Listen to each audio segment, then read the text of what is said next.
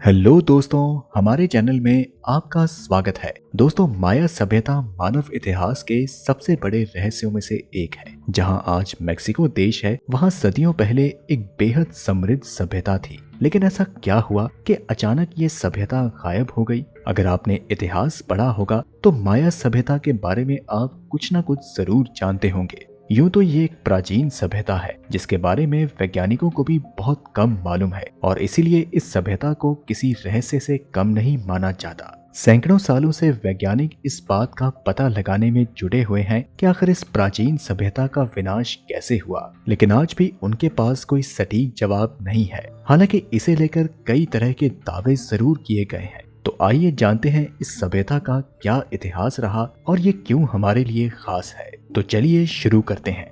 माना जाता है कि माया सभ्यता अमेरिका की प्राचीन सभ्यता थी जो कि ग्वाटेमाला, मेक्सिको, हॉन्डुरस और युकैटन नामक प्रायद्वीप में स्थापित थी। खास तौर पर इसे मेक्सिको की एक महत्वपूर्ण सभ्यता माना जाता है। इस सभ्यता की शुरुआत 1500 बीसी में हुई थी, लेकिन हिस्टोरियंस के मुताबिक इस सभ्यता की शुरुआत 2000 बीसी से हुई थी, जबकि सूत्रों के मुताबिक इसे 8000 बीसी तक प्राचीन बताया गया है। माना जाता है कि माया सभ्यता के लोगों को कला से लेकर गणित, वास्तुशास्त्र और ज्योतिष जैसे क्षेत्रों में महारत हासिल थी। इसके अलावा वो खगोलीय ज्ञान में तो एक्सपर्ट थे ही, और उन्होंने एक कैलेंडर भी बनाया जिसमें विभिन्न धार्मिक त्योहारों और खगोलीय घटनाओं का वर्णन मिलता है। इस कैलेंडर को मायन सभ्यता का कैलेंडर कहा जाता है। शायद आपको ना पता हो, लेकिन माया सभ्यता के कैलेंडर में ही इस बात की भविष्यवाणी की गई थी कि 31 दिसंबर 2012 को दुनिया खत्म हो जाएगी। हालांकि ये भविष्यवाणी गलत साबित हुई। कुछ लोगों का मानना था कि इस दिन कुछ ऐसा होगा जो कि पृथ्वी से इंसानों का नामो निशान मिटा देगा। कुछ लोगों का मानना था कि बड़ी नेचुरल कैलामिटी आने वाली है। कुछ दावा कर रहे थे कि हमारी central superlative black hole Sagittarius star पृथ्वी को निगल लेगा, और कुछ लोगों का तो यहाँ तक कहना था कि निबिरू नाम का एक अज्ञात ग्रह पृथ्वी से आकर टकराएगा और कयामत के दिन की कहानी लिखेगा, यानी कि उस दिन से कयामत की शुरुआत होगी। इन सारी अफवाहों के पीछे हाथ था सिर्फ एक कैलेंडर का। सच में इस कैलेंडर ने पूरी दुनिया को खौफ के साए में पहुंचा दिया, लेकिन इसके पीछे की कहानी क्या थी, आइए जानते हैं। अब जैसे कि हिंदू धर्म में युगों का कॉन्सेप्ट है, ठीक वैसे ही मायन सभ्यता के लोग बैक्टुन को मानते थे। आज हम जिस ग्रेगोरियन कैलेंडर का इस्तेमाल करते हैं, उसके अनुसार 13वें बैक्टुन की शुरुआत 11 अगस्त 3114 बीसी से हुई थी। आपको बता दें कि एक बैक्टुन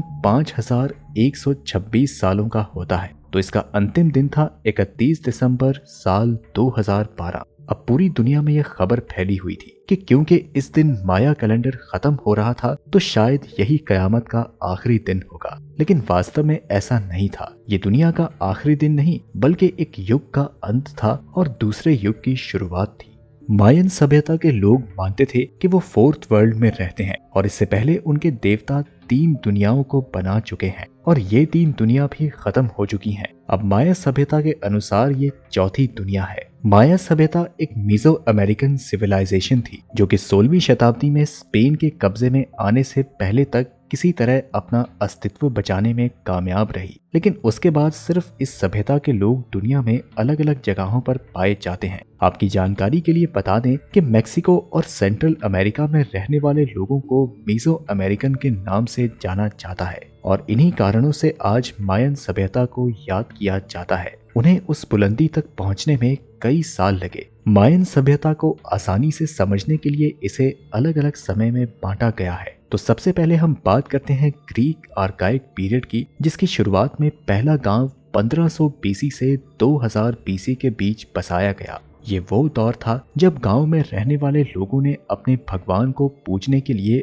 अलग अलग मूर्तियों को बनाने का काम किया। लेकिन उस समय इनके पास ज्यादा कलाएं नहीं थी और ना ही इनका विकास हुआ था। इसके बाद पूरे टाइम पीरियड की बात करें तो इसे प्री क्लासिक नाम से जाना जाता है। उस समय 1000 बीसी से 1500 बीसी के बीच इसे बसाया गया था। इस दौर में रहने वाले लोग ईंट पत्थरों की मदद से घर बनाने के साथ साथ कई भव्य इमारतों का निर्माण करना सीख चुके थे। प्री क्लासिक रह रहे मीजो अमेरिकन सभ्यता के लोगों ने पत्थरों को काटकर इतनी सुंदर मूर्तियां बनाई जिसे देखकर यकीन कर पाना मुश्किल था। आखिर कोई बिना मशीनों के इस तरह की वास्तुकला कैसे बना सकता है? ऐसे में अनुमान लगाया जाता है कि इसे बनाने वाले साधारण इंसान ना होकर बड़े बड़े शरीर वाले जायंट रहे होंगे। हालांकि वो कैसे दिखते थे, इसके बारे में इतिहास के पास आज कोई पुख्ता सबूत नहीं है। अब बढ़ते हैं तीसरे यानी ज़ेपोटिक पीरियड की तरफ, जो कि 800 से 600 बीसी के बीच चला। इस दौर में मोंटे अल्बान नाम के एक शहर को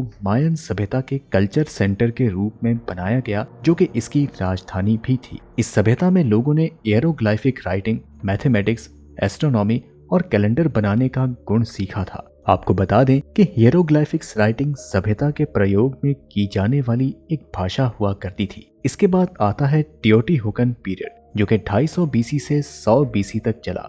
इस दौर में पुराने सभ्यता में बसाए गए छोटे छोटे गांव बड़े शहर के रूप में बदलने लगे। लेकिन आपको बता दें कि सभ्यता को मायन सभ्यता का गोल्डन समय माना जाता है। उस समय माया सभ्यता 40 शहरों तक फैल चुकी थी। इस दौरान मीजो अमेरिकन लोगों की आबादी काफी बढ़ चुकी थी और लोग खेती बाड़ी पर निर्भर थे। इस समय काल में माया सभ्यता के अंदर कई बदलाव हुए और ये सभ्यता बहुत ज्यादा डेवलप हो चुकी थी। इतना ही नहीं, खेती करने के नए नए तरीके खोजे जाने लगे और बढ़ती धार्मिक आस्था के चलते ये लोग सूर्य और चंद्रमा के साथ फसल को भी देवता मानने लगे। इनके बारे में आर्किटेक्चर को देखते हुए आज भी मीसो अमेरिकन्स को ग्रेट आर्टिस्ट कहा जाता है। वहीं सभ्यता में राजाओं को भी काफी सम्मान दिया जाता था। इसलिए नहीं कि वो सिर्फ राजा थे, बल्कि इसलिए भी क्योंकि राजाओं को देवता से जुड़ा हुआ माना जाता था, जिन्हें कोहल अजाब या फिर होली लॉर्ड्स कहकर बुलाया जाता था और इन्हें भगवान और इंसान के बीच का माध्यम माना जाता था। लेकिन दोस्तों, जिस माया सभ्यता के लोगों ने आगे के समय के कैलेंडर हमें दिए, जो कि मैथमेटिक्स और एस्ट्रोनॉमी में हाईली एडवांस्ड माने जाते थे, वह सभ्यता आज से 1000 साल पहले ही विलुप्त हो चुकी है। लेकिन सवाल ये है कि आखिर ये मायन सभ्यता विलुप्त कैसे हुई? आपको बता दें कि मायन सभ्यता की 10वीं सदी खत्म होने तक डाउनफॉल शुरू हो चुकी थी और लोग अपनी सर्वाइवल के लिए एक जगह से दूसरी जगह जाने लगे। लेकिन सालों तक चलने फिरने वाली सभ्यता 100 साल में कैसे समाप्त हो गई, इसका जवाब हम आपको सबूतों के आधार पर बता सकते हैं। इसका पहला कारण था लगातार तेजी से बढ़ती जनसंख्या। इस समय लोगों के पास सारे संसाधन थे जो कि जीने के लिए बहुत जरूरी थे और यही कारण था कि धीरे धीरे लोगों का बोझ कुदरत पर पड़ने लगा और कुछ समय बाद क्लाइमेट तेजी से बदलने लगा और खाने पीने की चीज पर बुरा असर पड़ने लगा। इतना ही नहीं, इसके बाद यहाँ पर रहने वाले लोगों ने लंबे समय तक पानी और सूखे की मार भी झेली, जो कि सभ्यता के पतन की सबसे बड़ी वजह बनी। कहा जाता है कि 16वीं सदी में इस सभ्यता का पूरी तरह से अंत हो चुका था, लेकिन इसके पतन की शुरुआत 11वीं सदी से ही हो चुकी थी। कुछ साल पहले शोधकर्ताओं ने बेलीज के प्रसिद्ध ब्लू होल और इसके आसपास खनिजों का विश्लेषण किया, जिसके आधार पर उन्होंने कहा कि 800 से 900 ईस्वी के बीच यहाँ पर एक भयंकर सूखा पड़ा था, जिसकी वजह से मायन सभ्यता का विनाश हो गया। हालांकि लाइफ साइंस की रिपोर्ट कुछ और ही कहती है। उनके मुताबिक सूखा 6वीं शताब्दी से लेकर